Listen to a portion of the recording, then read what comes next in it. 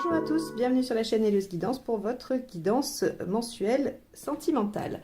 Alors pour ce faire, on va utiliser comme d'habitude le portail des 12 d'Alias Kay pour les cartes signes, les arcades majeures du tarot de Marseille Grimaud pour la dominante du tirage relationnel que j'effectuerai avec le tarot Grand Luxe de Kiro Marchetti. Et je prendrai les arcades majeures du tarot de Marseille revues et dessinées par Frédéric Agide pour le tirage de vie émotionnelle. Autre information, si vous souhaitez apprendre à faire ces tirages-là, le relationnel et le général, ainsi que des prédictifs avec le tarot de Marseille, je propose un week-end de formation le 26 et 27 novembre, dans lequel je vous présente ces tirages-là. Donc, on apprendra les mineurs. Il faut effectivement avoir déjà peut-être une certaine connaissance des arcades majeures que je ne reproposerai pas là. Mais en tout cas, on va aller voir les principales différences entre les mineurs Marseille et les mineurs Rider. Et vous repartirez avec une méthode de lecture et d'analyse pour les tirages que je présente ici, plus, comme je le disais, des prédictifs avec le tarot de Marseille. Donc si vous souhaitez vous inscrire, n'hésitez pas à m'envoyer un mail, vous avez toutes les informations juste en dessous, vous cliquez sur heliosguidance@gmail.com je crois, et vous m'envoyez votre volonté de vous y inscrire. Et sinon, vous aurez toutes les modalités de temps, d'horaire et de tarifs sur mon site où je présente les formations, donc n'hésitez pas à aller jeter un œil. Voilà, je crois que je vous ai tout dit. Alors évidemment, vous pouvez toujours télécharger les méthodes d'analyse et de lecture du tarot que j'ai mises en autonomie aussi également sur mon site Podia.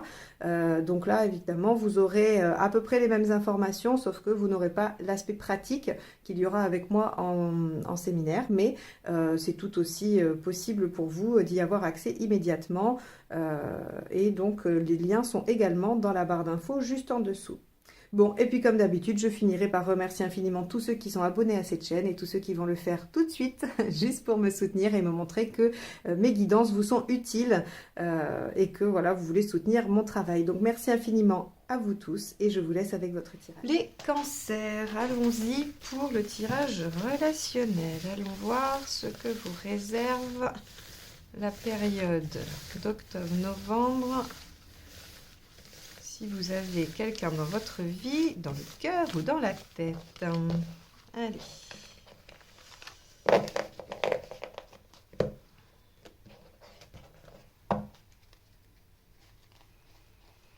Allez, quelle est l'arcade majeure qui va dominer cette période? Ça sera celle-ci.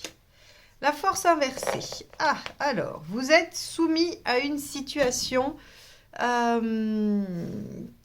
que vous ne maîtrisez pas, bien évidemment, puisque vous êtes soumis. Vous pourriez être fatigué aussi. Peut-être que la relation pourrait souffrir d'un petit coup de mou, d'un essoufflement, ou peut-être même que la relation en elle-même pourrait subir des situations qu'elle ne maîtrise pas. Par exemple, vous pourriez être éloigné et être contraint par vos activités professionnelles respectives et ne pas pouvoir vous retrouver.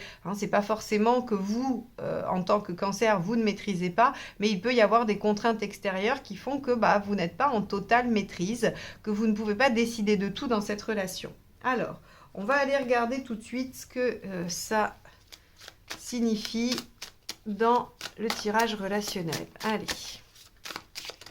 hop là, celle-ci s'est éjectée. Le partenaire, roi de bâton. Ok, le partenaire semble pourtant en bonne position, lui de maîtrise. Alors là, juste avec ces deux cartes-là, je dirais, vous ne maîtrisez pas, vous, cancer, la situation, et c'est le partenaire qui maîtrise. Mais on va poursuivre.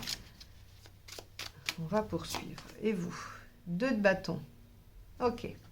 Bon.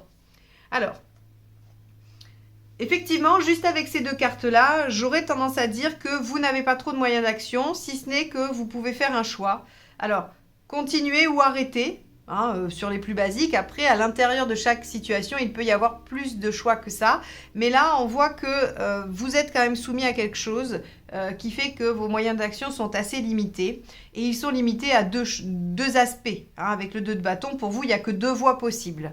Alors que le partenaire semble être en bonne posture, en bonne situation, en bonne maîtrise de son autorité, j'ai envie de dire. En tout cas, on n'a pas un partenaire qui semble, lui, contraint ou soumis à quelque chose. Bon. La problématique.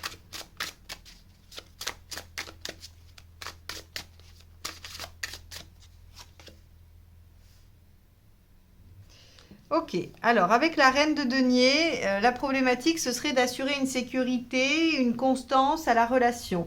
Alors avec le denier, vous savez, on est toujours plus ou moins avec le matériel. Ça pourrait être des questions d'argent. Peut-être que pour avancer dans vos projets, il vous manque de l'argent. Peut-être que il y a des questionnements, en tout cas autour du matériel, du pratique. Mais il peut aussi s'agir de la sécurité affective de la relation. Est-ce que vous vous sentez suffisamment aimé par le partenaire? J'aurais tendance à poser cette question que dans ce sens-là et pas à demander si le partenaire se sent assez aimé par vous parce que quand on est en roi de bâton, on n'a pas de problématique de cet ordre-là. On sait qu'on a, on a ce qu'il faut, on est reconnu, on est bien, on n'a pas du tout ce genre de problématique. Bon, qu'est-ce qui aide?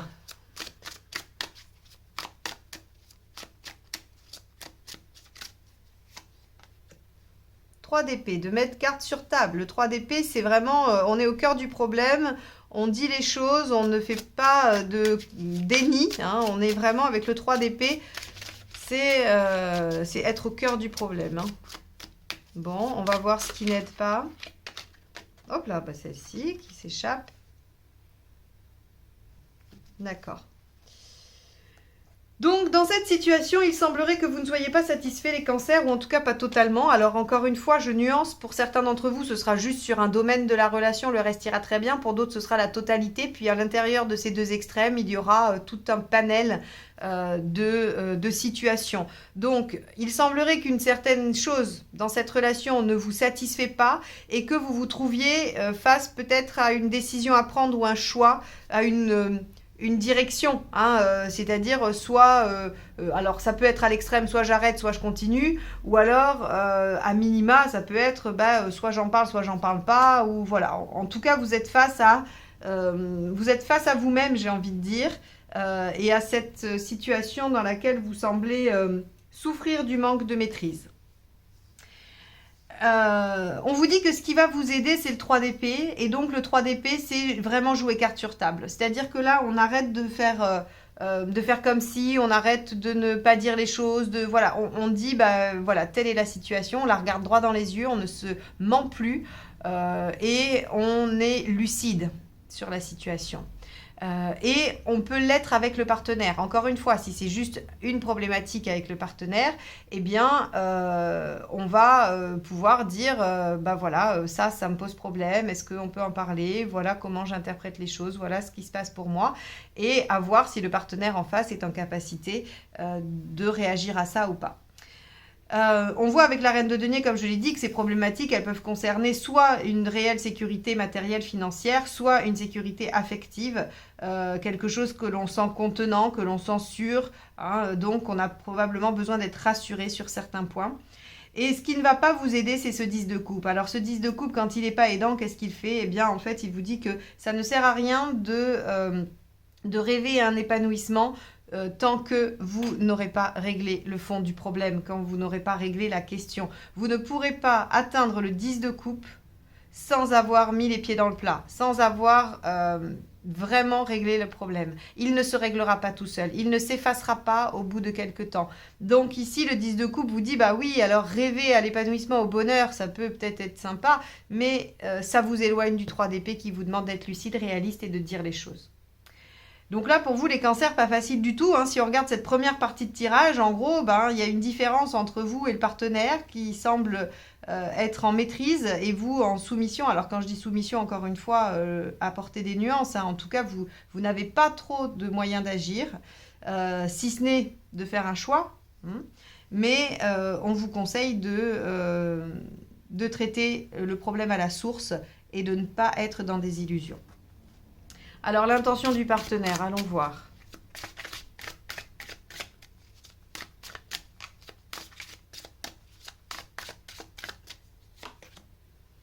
As d'épée, d'accord. Bon, c'est bien. Le partenaire a envie d'un renouveau et différent. C'est-à-dire qu'il n'est pas question de recommencer les mêmes erreurs qu'avant. Ça, c'est plutôt pas mal.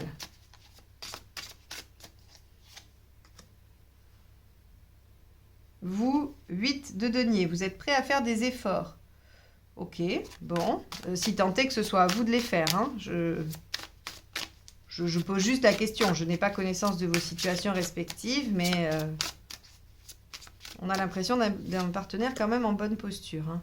Bon, roi de denier, ça va, les choses peuvent se poser. Alors, on va aller voir les conseils parce qu'avec le roi de denier, il y a quand même un petit aspect qui me chagrine. Roi de coupe, ok. 4 d'épée.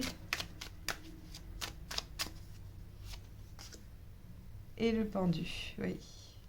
Ok. Alors, j'aurais tendance à dire que ce roi de denier, à la fin, il nous indique plutôt de la constance, hein, quelque chose qui va perdurer, qui va continuer. Mais il y a une notion de détachement un petit peu avec le roi de denier. Puis c'est du denier. Alors pour un tirage relationnel, encore une fois, on n'est pas vraiment sur ce qui est le plus, voilà, le plus émotionnel du monde, quoi. Donc, on a ici une relation un peu compliquée pour vous parce que vous n'êtes pas celui ou celle qui décide, on va dire. Il y a des problématiques à régler et vous ne pourrez pas atteindre l'épanouissement sans les avoir réglées. Le partenaire semble avoir quand même l'intention de repartir sur des bases nouvelles. Et vous, vous avez l'intention de faire des efforts, mais il semblerait que les choses s'ancrent sur peut-être des bases qui sont encore un peu là.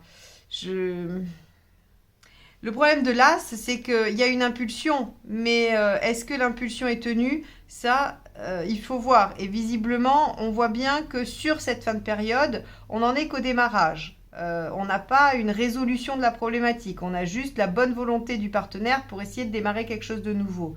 Alors vous, ce qu'on vous dit, ce qu'on vous conseille, c'est de prendre le temps de réfléchir à vers quoi vous voulez aller. Parce que si le partenaire est prêt à redémarrer, il va falloir anticiper et savoir ce que vous voulez. Parce que le 4 d'épée, c'est ça. Hein, c'est le repos du guerrier entre deux batailles qui repose le corps mais élabore la stratégie pour la bataille suivante. Avec le pendu, on vous demande encore d'élaborer quelque chose et d'avoir un point de vue différent.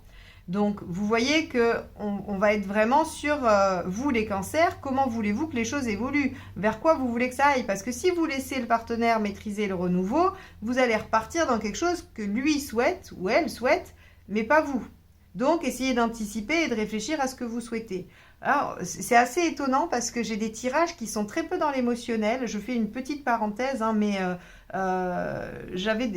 sur les signes, là, les derniers que j'ai faits, on a pas mal de cartes qui vous indiquent qu'il va falloir être un peu stratégique. Alors encore une fois, hein, je l'ai déjà dit dans l'autre vidéo où ça ressortait pas mal, il n'est pas question de manipuler. Ça se retournera contre vous. Donc il n'est pas question de manipuler. Mais on voit bien que le tarot vous encourage à réfléchir à la meilleure façon d'atteindre un résultat.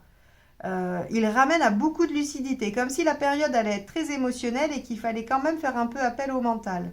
Bon, alors, pour vous les cancers, on vous dit très bien, il y a ce côté hein, d'aller réfléchir, voir les choses sous un autre angle, élaborer la stratégie pour pouvoir quand même aller vers où vous souhaitez.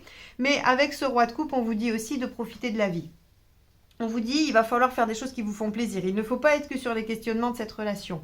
Le roi de coupe, il voit ses amis, il sort, il mange bien, il fait la fête, ou il va voir des musées, ou en tout cas, vous savez, le roi de coupe, c'est celui qui jouit de ses 5 sens. Alors, si vous aimez la bonne musique, allez voir des concerts. Si vous aimez l'art, allez voir des choses qui vous font du bien visuellement. Mais si c'est aller manger, je sais pas moi, un super bon plat avec des amis et boire un super bon vin ou je ne sais quoi, ben faites-le aussi en fait. Parce que le roi de coupe, il vous dit profitez, soyez dans le plaisir.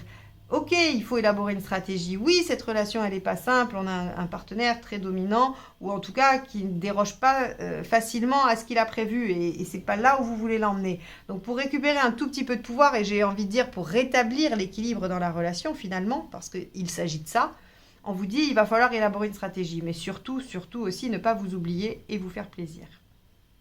Ok? Bon, on va s'arrêter là pour le tirage relationnel. J'espère qu'il vous aura permis de mieux cerner ce qui se passe et de mieux vous ajuster. On va aller voir le tirage de vie émotionnel.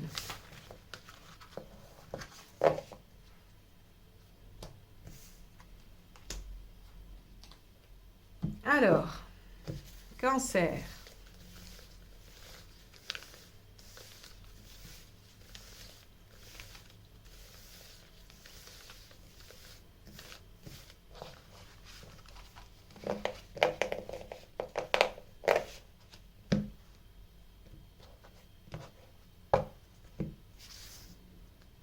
état d'esprit. Maison du inversé.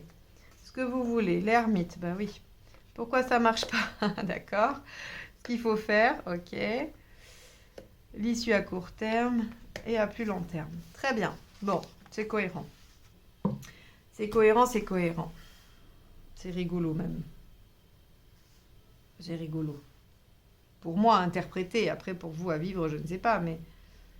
Allez, on y va. Donc, maison du inversé dans votre état d'esprit, ça veut dire que vous voulez ne pas prendre de risques, vous voulez rester à l'abri. La maison du inversé, c'est favoriser toute l'intériorité. Alors, peut-être que vous avez envie de travailler sur vous, d'aller voir un petit peu ce qui se passe à l'intérieur, mais vous n'avez pas non plus envie de tout chambouler, de tout bousculer. Hein, maison du inversé, on évite les catastrophes, on ne fait pas non plus de grosses prises de conscience, on se laisse un peu tranquille. Et puis avec l'ermite, bah oui, forcément, on a besoin d'un temps d'introspection, un temps pour soi, un temps de retrait, un temps pour travailler son développement personnel ou se ressourcer. Donc on voit que pour vous les cancers sur cette période-là, il y a une envie de se replier. Alors pourquoi ça ne marche pas? On a le monde. Alors le monde, il vous dit que peut-être que vous êtes trop sollicité, peut-être que vous allez trop vers l'extérieur. Alors on va nuancer. Pourquoi ça ne marche pas? Pourquoi la maison Dieu et l'ermite, c'est-à-dire ce besoin de se recentrer en vous, ne fonctionne pas? Parce que le monde nous dit qu'il y a trop d'ouverture sur l'extérieur. Vous êtes peut-être donc, c'est ce que je disais, trop sollicité ou trop à l'extérieur. Voilà. Alors avec vos amis, votre famille, vos collègues, peu importe, les gens vous sollicitent trop ou vous bougez trop, vous déplacez beaucoup. En tout cas, il y a quelque chose qui fait que vous n'arrivez pas à mettre ça en œuvre. Dans les faits. Ce qu'il faut faire avec le pendu inversé, c'est peut-être de réfléchir à la raison de la maison Dieu et de l'ermite, de pourquoi vous voulez être dans cette situation-là. Parce que j'aurais tendance à dire qu'il y a une fuite par rapport à ça. Parce que vous êtes bien placé dans le monde. Et puis le pendu, il ne vous dit pas qu'il va falloir couper le monde. Le pendu inversé, il vous dit faut arrêter de s'éloigner des choses, il faut arrêter de s'extraire. Il faut revenir à l'intérieur, donc faire le monde, être dans le monde. Et donc ça, c'est une posture de fuite. Qu'est-ce que vous cherchez à fuir par rapport à votre vie relationnelle pour vous mettre dans cette posture-là? Alors vous y arrivez, hein, le main inversé, vous ne prenez pas de risque.